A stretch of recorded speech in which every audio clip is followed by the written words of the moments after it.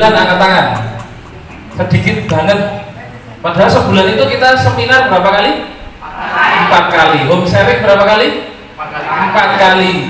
Coba yang tinggi yang baru sebulan dan join 1, 2, 3, 4, 5, 6, 7 1, 2, 3, 4, 5, 6, 7, 8, 9, 10, 11 11 orang. Kalau dibagi 8 minggu, 8 kali pertemuan ya, sharing sama apa namanya, seminar, berarti Bapak Ibu tidak produktif, sangat tidak produktif. Banyak yang nggak datang Pak Enggar. Banyak yang nggak datang. Ya padahal momen home sharing itu momen yang sangat penting untuk mitra baru Bapak. 100%. Tapi kalau habis seminar minggu kemarin closing, hari ini tidak ke seminar, yang semangat 100% itu nanti sharing dalam waktu 1 minggu itu bisa jadi 0%. Kenapa bisa begitu? Karena orang yang baru bergabung itu semangatnya ketemu orang siapapun ya, sejauh mata memandang ada manusia bernyawa dan tidak gila itu bayangannya tuh closing, betul tak?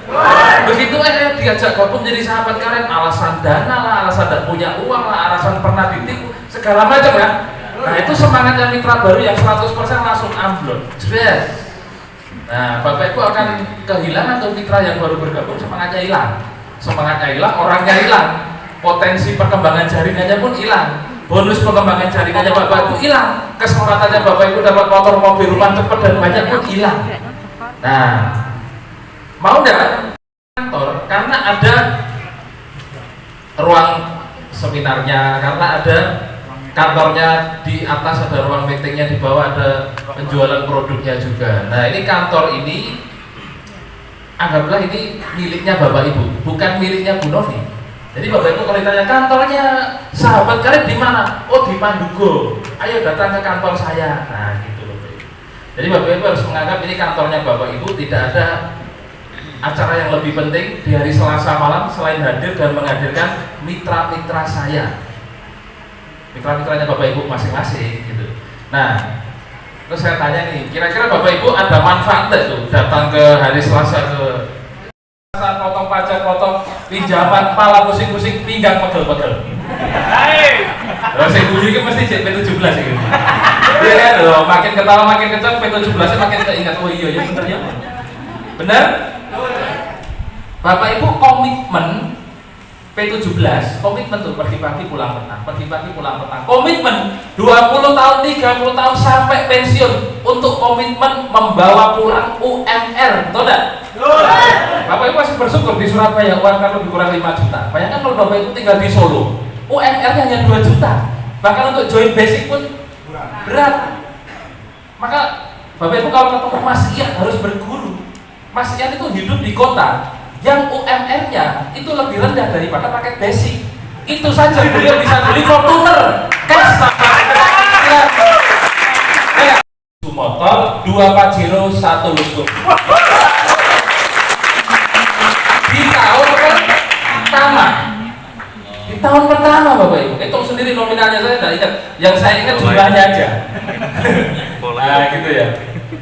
Nah kenapa bisa sebanyak itu? Karena saya komitmen. Saya ini pernah kerja 10 tahun, 2004 saya lulus, 2003 saya lulus kuliah, 2004 awal saya ngelamar kerja, sampai 2015, P17 10 tahun, naik Vario, beneran naik Vario. Nah saya diajak gabung ke sahabat Karim ini, yang setahun bisa untung 2 miliar. Kalau saya 10 tahun Bapak Ibu, bisa komitmen P17, 10 tahun naik Vario, dan di bisnis ini setahun dijanjikan 2 miliar, masa saya tidak komitmen, beneran? Nah, jadi buat Bapak Ibu yang masih P17 yang ketawanya paling kenceng tadi ya. Oh, tambah masih nggak ada. Bapak Ibu komitmen pergi pagi pulang petang, pergi pagi pulang petang setiap hari 5 hari kerja sebulan untuk membawa pulang lebih kurang 5 juta, betul? Bayangkan, bantu Mas, 5 juta kalau dikali 12 berapa? 60 juta. Artinya kalau Bapak Ibu komitmen P17 setiap hari, setiap bulan membawa pulang 5 juta, setahun tidak makan, gajinya Bapak Ibu ditabung, maka 12 bulan Bapak Ibu punya uang 60 juta, betul? Itulah komitmen Bapak Ibu dibayar selama setahun 60 juta. Di bisnis ini Bapak Ibu cukup komitmen seminggu 2 kali. Hari Selasa ke sini, hari Minggu ke Seminar itu setahun 2 miliar. Dari mana? Kalau ini kan 60 juta genah ya, jelas ya, genah, jelas ya. 5 juta bulan kali 12, setahun dapat 60 juta.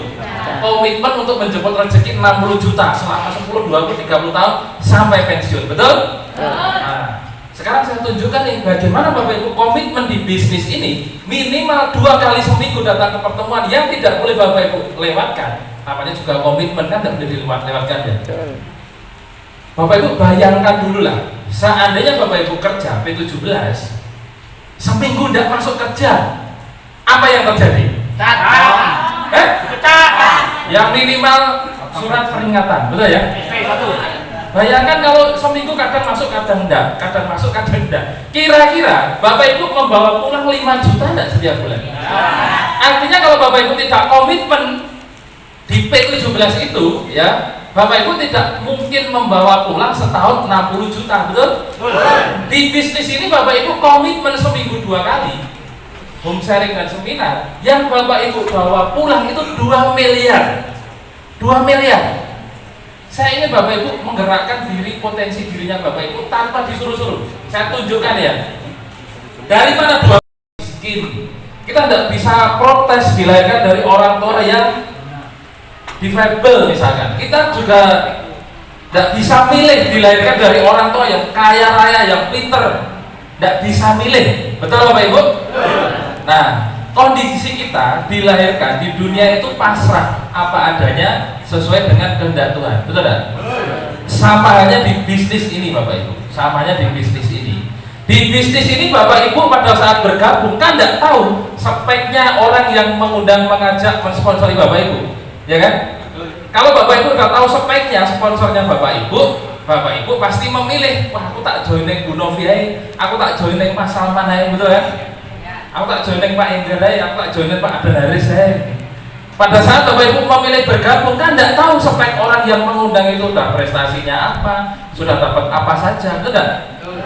Nah, yang harus Bapak Ibu adalah syukuri apa yang sudah Bapak Ibu jadikan komitmen pada saat tanda tangan formulir kesuksesan itu. Saya bergabung menjadi sahabat karya paket basic, regular, bisnis eksekutif, priority dengan Mas Salman, dengan Abah Yadi, dengan Ibu Novi, dengan Mas El dan leader-leader yang lainnya. Lalu Bapak Ibu komitmen untuk sama-sama menjemput minimal 2 miliar setahun ke depan. Bapak Ibu tahu nggak kalau rumusnya di bisnis ini minimal setahun dapat 2 miliar? Itu lomba nggak Pak? Oh tadi ya, oh sini baru sini. Ini aja. New ambassador satu new ambassador itu 20 juta. Satu setahun ambassador 150 juta.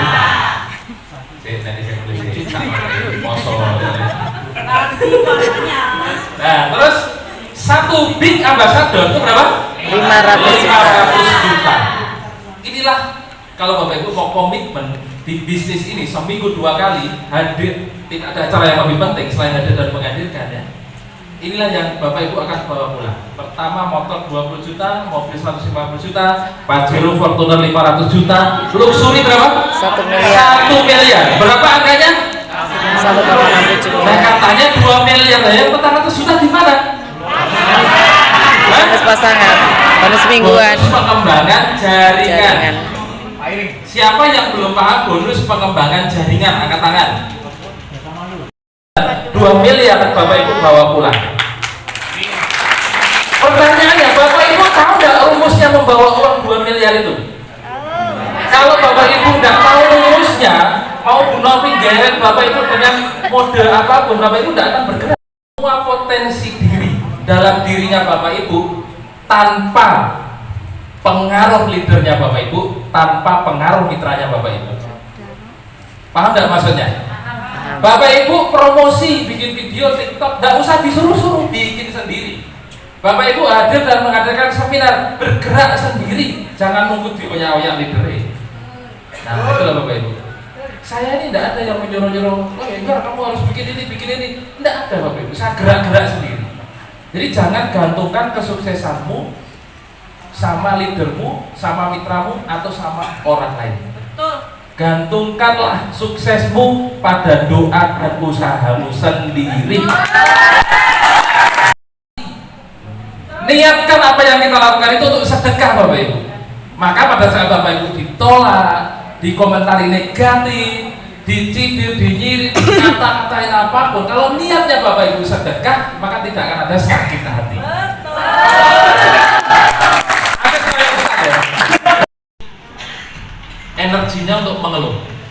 Wah, mengeluh itu ibaratnya Bapak Ibu nanam tanaman itu dikasih racun. Wes itu Bapak Ibu berat nanti suksesnya lama ya. Nah, ngupload, bikin video, undang kok nggak closing ya kan? Nggak ada yang nelpon pun negatif gitu kan? Udah nyebar informasi kemanapun kok nggak dapat. Bisa jadi itu ada dosa yang terselip di diri kita. Nah, apa yang harus dilakukan ya mohon ampunan. Bukan saya menggurui ya. Itu yang pengalaman saya begitu. Biasanya saya kalau video saya kurang viral, pasti ada kesalahan dalam diri saya yang menyebabkan dosa, terus video saya tidak viral. Ya saya introspeksi diri, berdoa mohon ampunan. Nah ternyata habis berdoa dapat ide. Kemarin bikin video viral lagi, satu malam 500.000 orang. Itu mempengaruhi video di sekitarnya ikut viral juga. Nah, gitu loh. Pernah tidak Bapak Ibu kira-kira memikirkan begitu? Pernah kan? Nah ada juga soalnya orang di luar sana. Aku melakukan omongan ibu Novi gini, wis gini, yo angel. Bentuk aktivitas kita itu Bapak Ibu ada efeknya. Nah, ada efeknya, makanya hati-hatilah. Biasakan mengelola mindset, pola pikir itu positif. Karena orang sukses diawali dari pola pikir mindset positif. Kalau terbiasa berpikir positif, berperilaku positif, hasilnya pun akan positif. Nah, gitu ya. Silakan kalau ada pertanyaan. Saya priority. Begitu transfer itu lah limit Pak Eka. Saya baru transfer tadi pas nunggu Pak Eka. Ya itulah ya. Seandainya saya datang tidak telat mungkin priority ya. Dia udah transfer dulu transaksi kliniknya itu udah limit, udah bisa lagi ya. Dia cuma bisa transfer 7 jutaan tadi. Ya mudah-mudahan habis inilah ganti jam kan udah bisa ya. Priority lagi. Kalau ini Pak Menteri Sunat ini priority ya suratnya gini. Menteri Sunat ini priority, berarti ini priority ketiga di bulan ini sponsor pribadi saya. Masya Allah. Yang upgrade priority apa? Nah, kira-kira kapan akan upgrade sampai priority? Nah, waktu itu ada hari, tanggal, jam, detik, menit. Dan ada kapan secepatnya? Tepatnya ada. Siapa yang mau afirmasi Pak? Saya mau upgrade priority maksimal kapan? Ada nggak? Kapan? Ada nggak leadernya nih Bu siapa? Nah, catat ya. Kapan Bu upgrade priority? 30 April priority. Ibu siapa? Ibu Ani. Tepuk tangan dong. Bapak, siapa yang mau komitmen? Yang niat priority Bapak? Setelah Lebaran. Sekarang Bapak belum join. Oh sudah datang. Sponsornya siapa? Pak? Bu Tuti. Bu Anang. Bapak harus segera priority kalau di grupnya Pak Anang Pak. Ini bahaya manusia saat itu Pak. Closingannya banyak priority. Kalau Bapak basic reguler, suatu ketika masalah closing priority ditaruh bawahnya Bapak basic hanya dapat 31 poin. Insya Allah anak saya seputar 30 poin semua. Setelah Lebaran, beneran? Bonus sponsor bagi 2. Ada lagi ibu-ibu yang mau meniatkan dirinya, ibaratnya gini, mohon maaf ya, niat. Buat yang beragama Muslim ya, kalau ditanya siapa yang tidak mau haji, angkat tangannya Pak.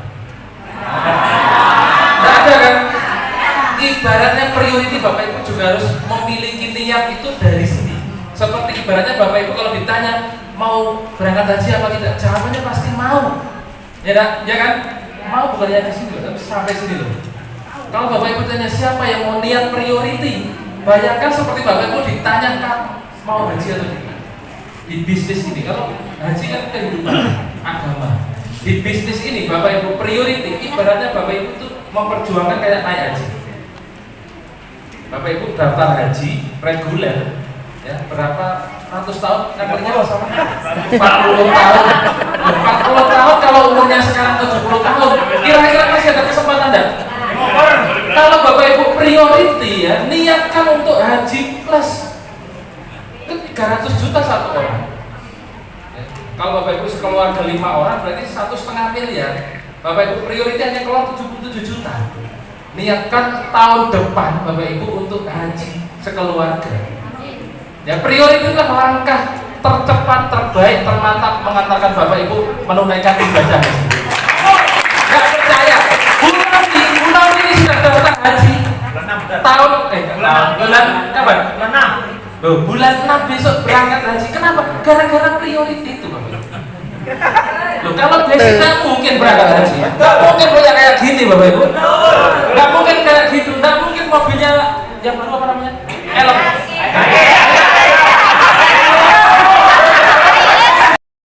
Nah, jadi saya tuh di info kan ada bisnis bagus, keren. Terus tak masuk di grup. Akhirnya dimasukkan. Dan saya tanya di grup itu, ini grup apa? Saya tanya gitu. Habis itu dijawab, dibaca bu, di scroll dari atas, gitu kan. Habis itu saya diem aja dulu. Setelah presentasi dimulai, saya tanya, ini bisnis apa? Dijawab lagi, disimak bu, gitu aja. Terus habis itu ini modelnya berapa? Disimak bu, gitu terus. Bulan depan baru ada. Awal-awal itu ternyata Pak Gandaris bikin seminar di Jember. Jember ya, Banyuwangi ya, pokoknya sana. Daerah Gunung lah. Di Jember ya. Saya naik pesawat sendirian, datang ke sana ternyata turunnya sama Pak Aris satu pesawat. Nah, dijemput sama leader di Jember itu, namanya Mas almarhumah Mas Rahman. Almarhum Mas Rahman, almarhum itu ya. Almarhum Mas Rahman. Dijemput pakai mobil cash, mobilio. Karena saya baru join kan ya, pokoknya dianggap.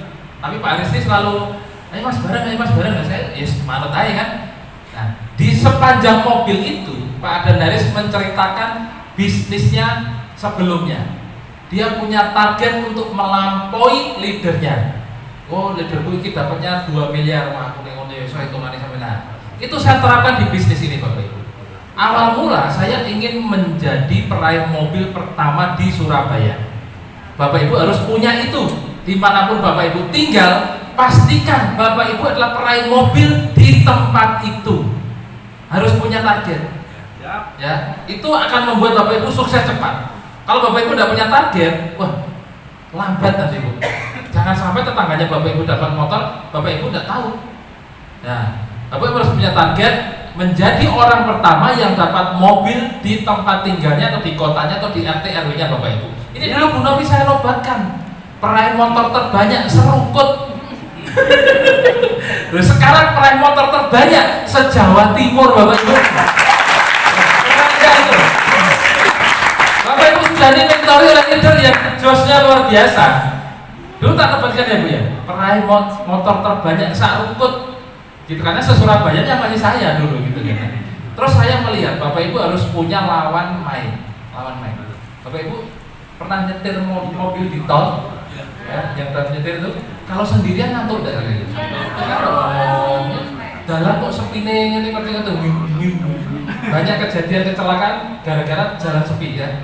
Karena itu tidak fokus.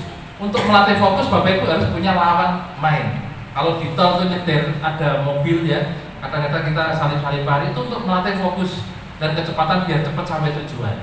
Kalau saya begitu, ya, saya kalau di tol sendirian itu sampai Solo berangkat lain itu sumber motivasi diri, bukan timbulnya rasa iri.